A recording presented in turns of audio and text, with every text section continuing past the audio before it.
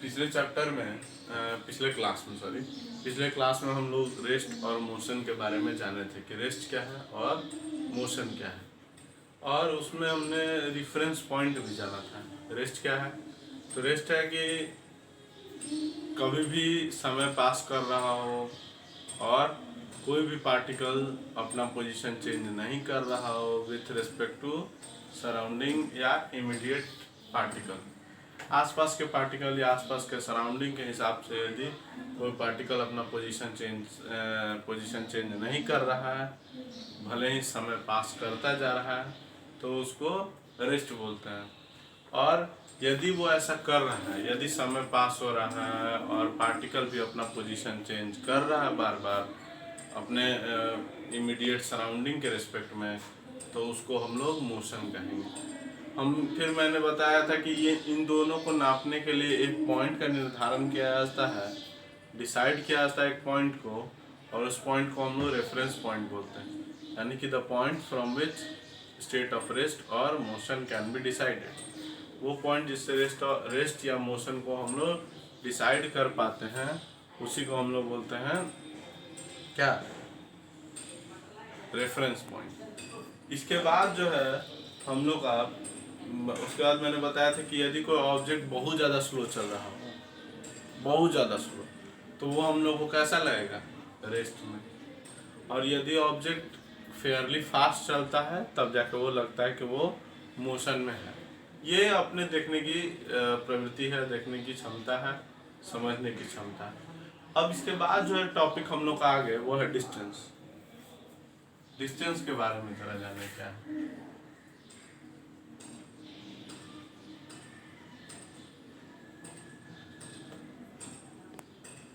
दो पॉइंट हम ले रहे हैं, ए और बी। ये मान लीजिए आपका घर है, बी स्टेशन है। यहाँ से स्टेशन जाने के बहुत सारे रूट्स हैं।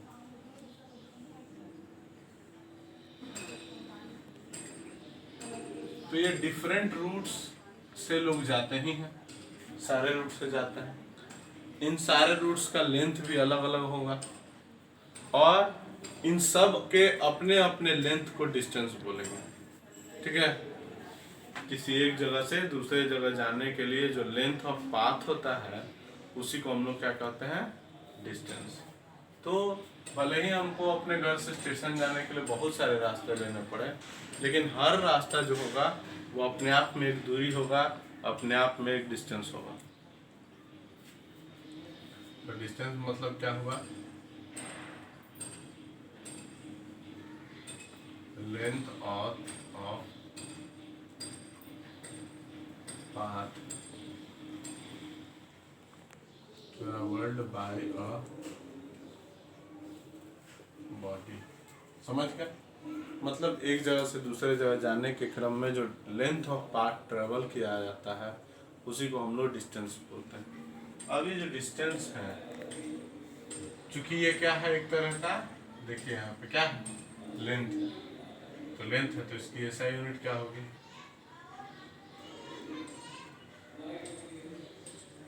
मीटर। बिगर लेंथ्स को, बिगर डिस्टेंसेस को किलोमीटर में, और स्मॉलर को मिलीमीटर या सेंटीमीटर में भी हम लोग डिनोट करते हैं अपने ज़रूरत के हिसाब से। अब है मीटर हो गया।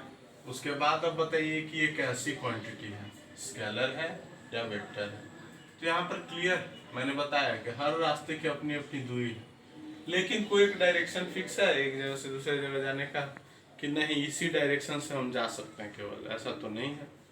तो जब डायरेक्शन फिक्स नहीं है तो ये क्या कहलाएगा? Vector quantity.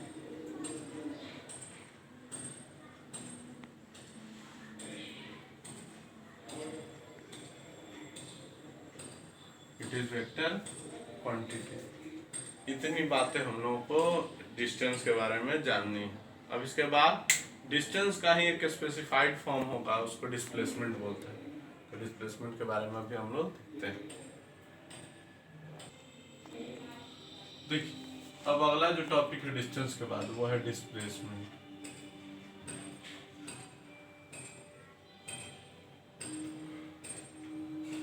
आप सोच रहे हो कि ये चित्र सर फिर क्यों रखे हुए हैं, क्योंकि ये चित्र तो डिस्टेंस में सर ने बताया था, सोच रहे हैं ना। लेकिन अब इसका इसका राज ये है कि डिस्प्लेसमेंट क्या है।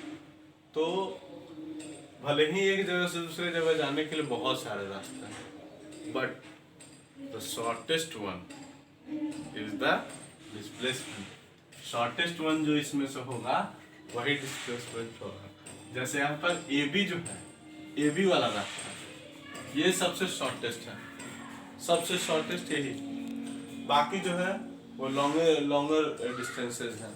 तो शॉर्टेस्ट जो होगा उसी को हम लोग क्या बोलेंगे, डिस्प्लेसमेंट बोलेंगे, बाकी को डिस्टेंस बोलेंगे। याद रहेगा हमेशा, याद रहेगा ना आप लोगों को कि जो शॉर्टेस्ट होगा डिस्टेंस किसी एक पॉइंट से दूसरे पॉइंट जाने का, उसको डिस्प्लेसमेंट बोलेंगे।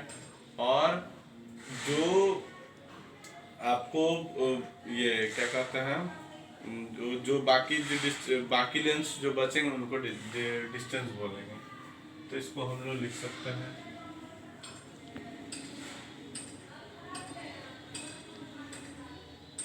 Shortest distance between initial and final position. Initial और फाइनल पोजीशन के बीच का शॉर्टेस्ट डिस्टेंस क्या कहलाता है, डिस्प्लेसमेंट। याद रखिएगा, इनिशियल ए है, फाइनल बी है, इसके बीच का शॉर्टेस्ट डिस्टेंस यही स्ट्रेट वाला है और यही कहलाएगा इसका डिस्प्लेसमेंट। क्योंकि ये भी एक तरीके का क्या है, शॉर्टेस्ट डिस्टेंस है। तो क्लियर होगा आप लोगों को कि इसका भी ऐसा यूनिट क्या होगा,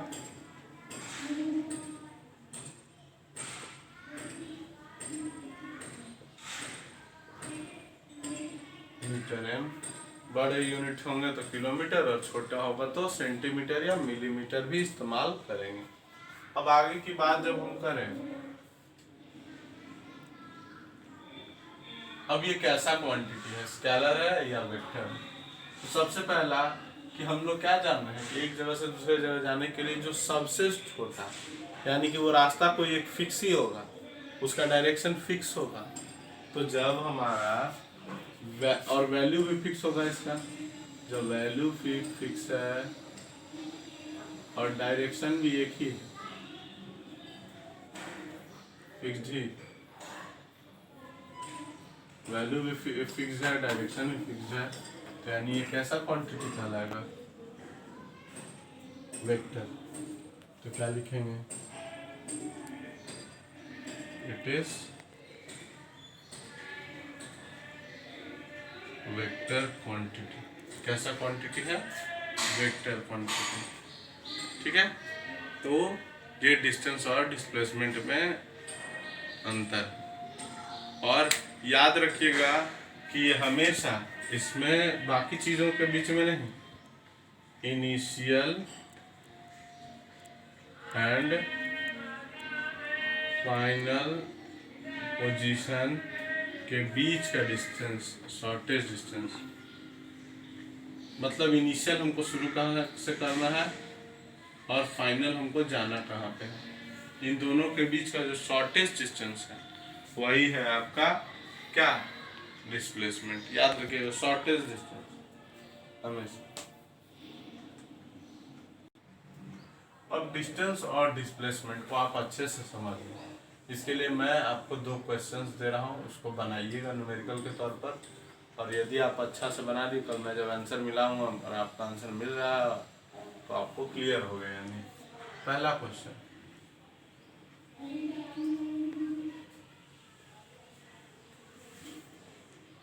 a person starts from A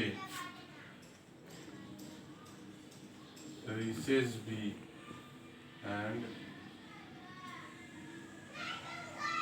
then to C as shown in figure। calculate distance traveled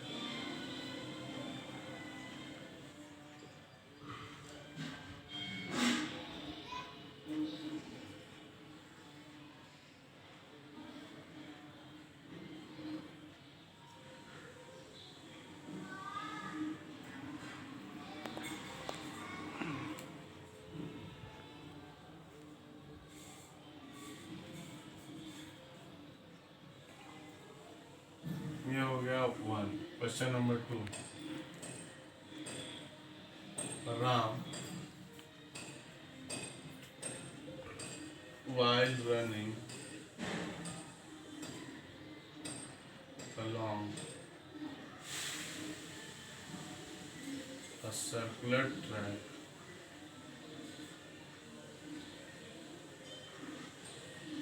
completes P1/2 round.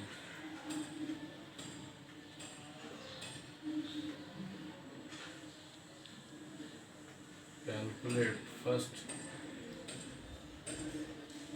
distance, second displacement if the radius of track is 7। इसका मैं सवाल बता दूं। 7 सेंटीमीटर का एक रेसिंग ट्रैक और राम उस पर कितना राउंड दौड़ रहा है? 3/2 राउंड, यानी 3.5 राउंड। इसका कहने का मतलब, मान लीजिए यहाँ से शुरुआत किया, 1 राउंड, 2 राउंड और 3 राउंड, 3.5 राउंड, यानी यहाँ से यहाँ आकर के रुक गया वो। अब इतना काम करने के बाद उसने कितने डिस्टेंस ट्रेवल की और कितना डिस्प्लेसमेंट उसका हुआ, ये 2 पॉइंट आपको निकालने हैं।